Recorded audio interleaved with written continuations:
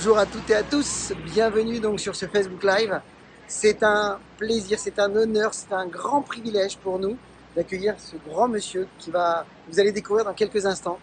C'est une personnalité de l'industrie du marketing de réseau, c'est une personne qui a œuvré pour le bien-être de cette industrie, qui a permis de faire donner une image extraordinaire de cette industrie.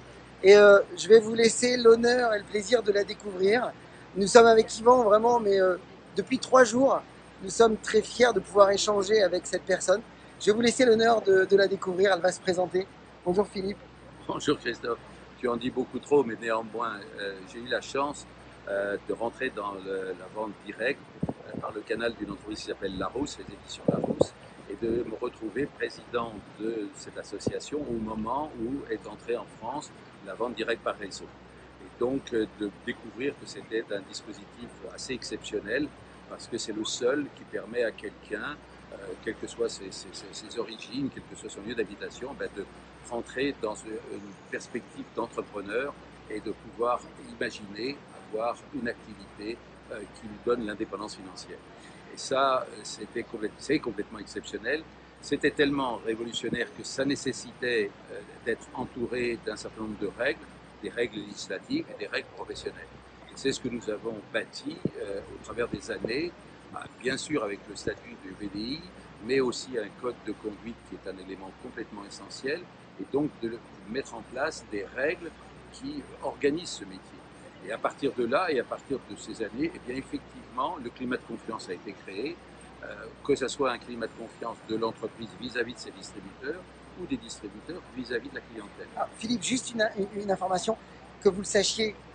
Vous avez la chance d'écouter aujourd'hui le président d'honneur de la Fédération française de la vente directe, et c'est l'initiateur, le fondateur du statut de VDI. Donc vous pouvez imaginer aujourd'hui toute cette expérience, tout ce regard sur le métier.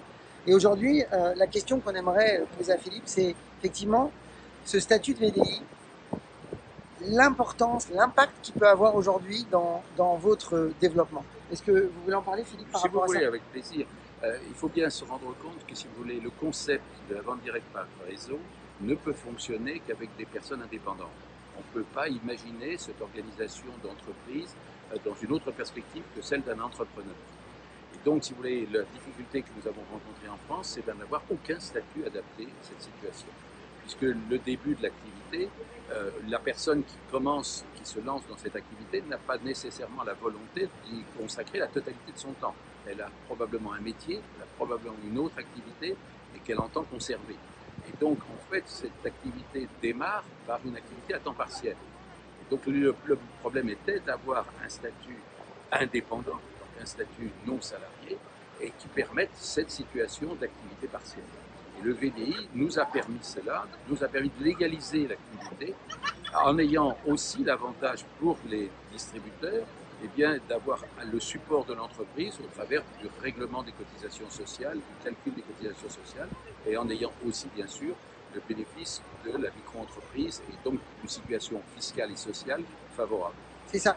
Et tout à l'heure, on discutait, vous disiez que ça avait l'avantage aussi de quelque part donner une certaine notoriété au métier par rapport au regard des autres, par rapport à ce statut. Est-ce que ça... À partir du moment où on a une situation totalement légale, ce qui est à l'évidence, et vous le voyez bien, n'est pas le cas aujourd'hui de la nouvelle économie, et on sait bien les difficultés de Airbnb, de différentes structures comme celle-là, parce qu'effectivement, elles n'ont pas de statut.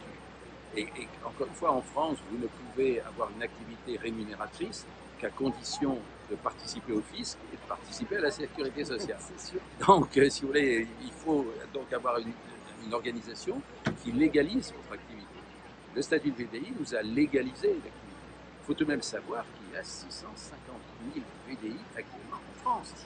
C'est tout de même un sacré chiffre. Et que moi je pense que dans les années qui viennent et dans les prochaines années, nous devrions pouvoir atteindre 1 million. Donc il y a un champ d'action considérable. Parce qu'il y a une base solide qui est le fait que je rentre dans cette activité, je vais y acquérir les compétences professionnelles nécessaires et je suis avec un statut qui me le permet, qui ne m'oblige pas à en faire une activité temps plein. Voilà. Et tout à l'heure, vous disiez une chose, c'est aussi une manière pour une personne qui, par exemple, sort du salariat, de commencer à rentrer dans le monde de l'entrepreneuriat. C'est ça. C'est une façon de manière de glisser. Je peux même rester dans mon monde salarié, j'ai une activité salariée, je la conserve et je m'engage dans cette activité d'indépendant, et j'en ai le droit puisque c'est une activité d'indépendant, et je commence à acquérir les compétences qui me permettront avec le temps d'acquérir une vraie indépendance financière. Je ne la gagnerai pas tout de suite, bien évidemment, mais je gagnerai effectivement cette indépendance financière avec ma compétence, avec ma volonté de réussir dans ce domaine. Tout à fait. Et ça revient à cette idée d'assumer son statut. Quand on assume clairement un statut et qu'on s'engage à prendre un statut, c'est aussi d'assumer le costume de l'entrepreneur, comme on en parle souvent, qui permet de donner une posture adéquate quand on rencontre de nouveaux prospects. Philippe, comment vous voyez l'avenir du marketing de réseau? Comment vous le voyez évoluer? Particulièrement favorable, tout simplement parce que nous sommes aujourd'hui typiquement une industrie de la nouvelle économie. C'est ce qu'on appelle aujourd'hui l'économie collaborative ou l'économie de partage, c'est-à-dire en fait une structure qui met à la disposition de particuliers un outil digital, un outil de produit, et qui vont permettre à ces particuliers d'aller à la rencontre d'autres particuliers et de leur proposer un service. Et nous sommes exactement dans cette structure d'activité de particuliers vers d'autres particuliers pour leur proposer quelque chose qui est un service de découverte, de connaissances de produits qui ont tous des qualités exceptionnelles. Et on est d'accord, et pour finir sur ce petit, parce que on voulait vous partager ce petit moment, parce qu'on est sur une promenade sur le Rhin en bateau, juste pour le plaisir. Et la mission des marketeurs, vu les enjeux économiques actuels, vous considérez qu'un marketeur de réseau peut changer l'économie de demain, il peut améliorer le monde de demain? Ça, c'est évident. On est dans la bonne courbe. C'est-à-dire qu'on est dans... Il faut bien se rendre compte que ce qui est en train de se passer, c'est le basculement d'une économie de salariés à une économie d'indépendants. Ça, c'est important. Et c'est considérable. Et les chiffres sont là. C'est-à-dire qu'on considère qu'en 2025, c'est-à-dire demain, aux États-Unis, plus de la moitié des emplois seront des emplois indépendants. Donc on est en train de basculer dans ce domaine, et au travers de notre statut de VDI, au travers de cette activité de vente directe par réseau, on est typiquement dans cette évolution. Donc si vous voulez, il est évident que oui, et j'ajouterais, si vous voulez, un autre aspect, c'est que c'est bien gentil, la vente sur Internet, la vente dans les grandes surfaces, c'est totalement impersonnel. Nous sommes les seuls dans la distribution à apporter une relation humaine. C'est ce que vous parliez durant le week-end. Voilà. Et donc, si vous voulez, ce besoin-là, il existe. Le besoin de lien social, il existe. Et nous sommes les seuls dans le domaine de la distribution à l'apporter. Ça, c'est vrai. Et c'est demandé, c'est souhaité et c'est apprécié. Donc, si vous voulez, encore une fois, je pense que notre avenir, il est particulièrement... il est ouvert. C'est magnifique parce que vous le savez, on vous parle souvent de cet isolement qu'on voit apparaître vu l'arrivée des intelligences artificielles, vu l'arrivée de cette évolution dans la technologie, et qu'effectivement il y a toujours le yin et le yang, il y a toujours un revers, il y a le bon côté, le mauvais côté, et pour une fois, les marketeurs de réseau vont être dans une position tellement favorable qu'ils vont répondre aux besoins de l'être humain. C'est qu'il y a un vrai besoin d'humanisation. Vu que l'être humain s'isole, vu que l'être humain est plus considéré comme un produit où il va utiliser le commerce d'une manière où il n'y a plus de relation. Aujourd'hui, le marketing de réseau, et c'est votre chance, et c'est ce qu'il faut qu'on protège tous les uns les autres, c'est cette relation. Utiliser la technologie, oui, tout en gardant l'humanisation, et ça c'est fondamental. Si tu me permets, moi, avec plaisir, parce que je sais que ça me tient à cœur. Tout ça, une dernière chose, oui, bien sûr, ça me tient à cœur. Et dernière chose, c'est que mon conseil à toutes les personnes qui s'engagent dans cette activité, c'est de le faire avec sérieux, c'est-à-dire de le faire en considérant qu'il s'agit d'un véritable métier, donc par conséquent qu'elles ont chacune le devoir d'acquérir les compétences nécessaires pour l'exercer correctement, avoir une relation client de qualité, avoir une relation avec ses autres distributeurs de qualité, et dans ce cadre-là, de respecter bien sûr les règles de la loi française et de la réglementation française, mais aussi ce que nous avons mis en place qui s'appelle un code de conduite, qui sont les règles de la profession. Un médecin, un avocat ont des règles professionnelles qu'ils respectent. Vous êtes des indépendants, vous avez à respecter des règles professionnelles. Elles sont inscrites dans ce code de conduite publié par la Fédération.